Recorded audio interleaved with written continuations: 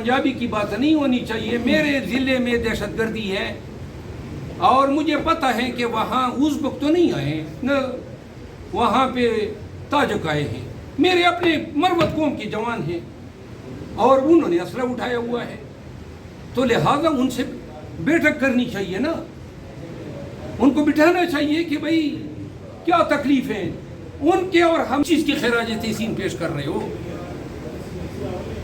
کیا ہم لوگ اپنے ملک میں یعنی آزادی سے پھر سکتے ہیں؟ جائے نا کے پی میں ذرا تھوڑا سا تیل لگا کے میرے ساتھ چلے, پتہ چل جائے. جن کو اٹھایا جاتا ہے, کسی کے پاس طالب گزر جاتا ہے یا دکان سے خریداری کر لیتا ہے تو دکاندار کی شامت آ جاتی ہے, دکاندار جو ہے وہ گم ہو جاتا ہے. طالب خود جو کر رہا ہے وہ اپنے اعمال کا خود ذمہ دار ہیں.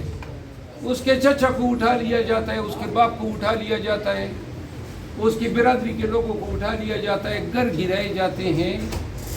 آپ نے اس جنگ کو ختم کرنا ہے, پھیلانا نہیں ہے. جہاں ظلم اور جبر ہوتا ہے وہاں پہ لوگوں کی ہمدردیاں مظلوموں کے ساتھ ہو جاتی ہے. 24 سال سے پاکستانی یہ سمجھ رہے ہیں کہ دہشت گردی کی یہ جنگ شاید افواج پاکستان کی جنگ ہے. یہ افواج پاکستان کی جنگ نہیں ہے, یہ پورے پاکستان کی جنگ ہے, یہ ہر پاکستانی کی جنگ ہے.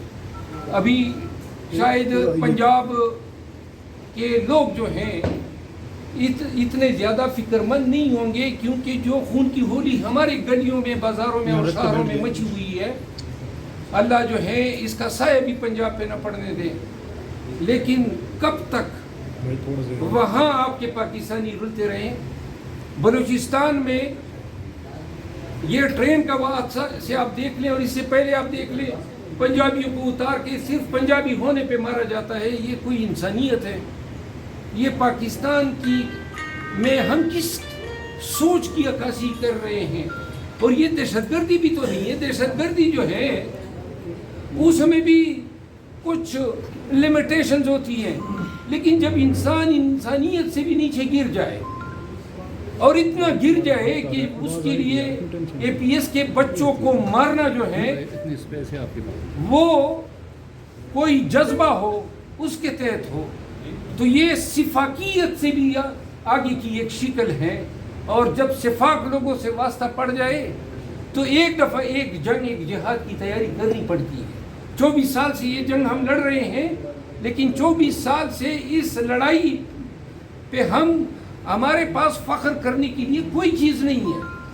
ہمارے اسکولوں کے بچے مرے, ہمارے فوجی مرے, ہمارے سویلین مرے, 85,000 لوگ تو صرف کے پی میں شہید ہوئے. میرا باپ اس میں شامل ہے, میرے خاندان کے لوگ اس میں شامل ہیں. اور آج بھی ہم دلا سے ہی دے رہے ہیں کہ ہم نے دہشت گردوں کا کلا کما کر دیا. دہشت گردوں کا ہم نے کلا نہیں کما کیا, وہ اس ملک کا بیڑا گھر کر رہے ہیں, کلا کما کر رہے ہیں, پورے آپ کی پاکستانیت کا کلا کما کر رہے ہیں. تو لہٰذا یہ آپ کی جو پالیسیاں ہیں, یہ علی وزیر کو جیل میں ڈالنا, یہ مارنگ بلوچ پہ پانی پھینکنا, یہ سیاسی لیڈروں کے اختر مینگل جو ہے, نواب اختر مینگل, وہ آپ کے اس ایوان سے مستعفی ہو رہا ہے. کیوں بھائی, کیوں آپ ایک ڈائیلاگ نہیں کرتے ان لوگوں کے ساتھ؟ علی وزیر کے 11 لوگ باپ, بھائیوں اور بھتیجوں سمیت شہید ہوئے ہیں اس دھرتی کے لیے, اس پاکستان کے لیے. طالبان نے مارا تھا. آج آپ بھی ان کو نہیں چھوڑ رہے. 2 سال باجوہ کے دور میں باجوہ نے اس کو جیل میں ڈالے رکھا, آج 8 ماہ سے پیر پڑا ہوا ہے. اور سندھ کی حکومت بے نظیر بھٹو شہید کے وارثوں کے پاس جو حکومت ہے وہ یہ کام کر رہے ہیں. اور پاکستانی یہ سوچتے ہیں کہ فوجی شہید ہو گئے, ہمارا کیا؟ یہ فوجی بھی آپ کے بچے ہیں اور یہ جنگ پھیلتے پھیلتے آپ کے گھر تک آ رہی ہے.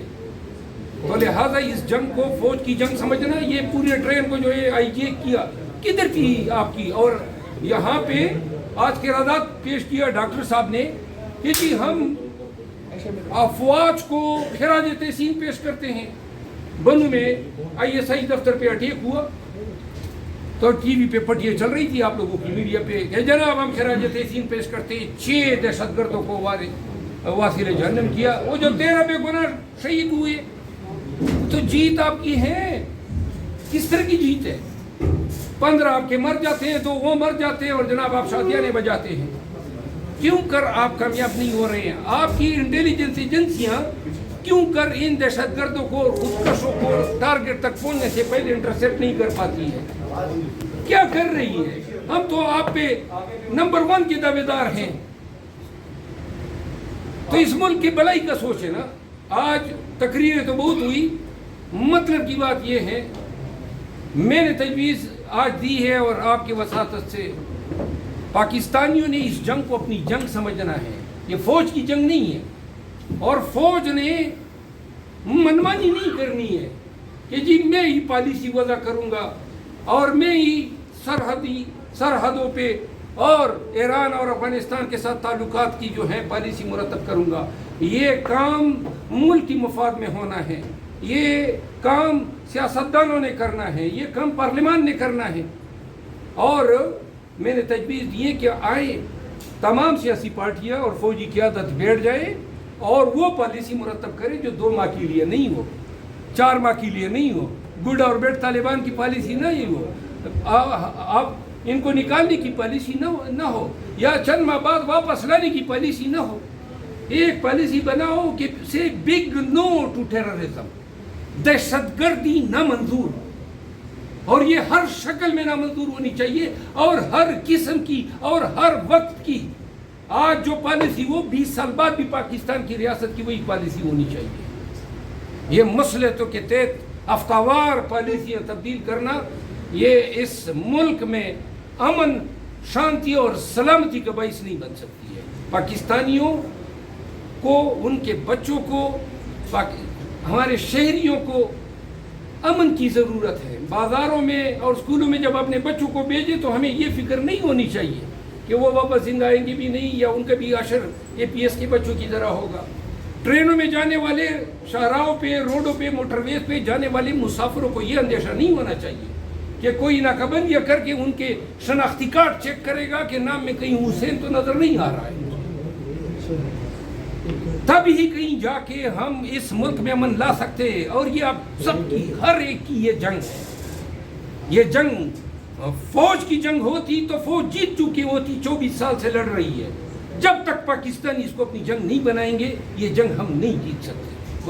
اچھا مروت صاحب, ایک سوال یہ بھی لے لیں کہ چینار میں بھی ریاست کی ناکامی ہے, اور پاڑا چینار میں رہنے والے اہل سنت اور اہل تشیع سے بس عرض کر رہا ہوں کہ اپنے بچوں کو تم لوگ خود مار رہے ہو. مسلکی نفرتوں کی بنیاد پہ اپنے زمین, اپنی دھرتی, اپنے ضلع کو تم نے جہنم بنایا ہوا ہے. کیا اس مسلکیت کی بنیاد پہ کیا کامیابی حاصل کر رہے ہو؟ قاتل تم لوگ بن چکے ہو, دہشت گرد تم لوگ بن چکے ہو, بدامنی پھیلانے کا باعث تم بن چکے ہو.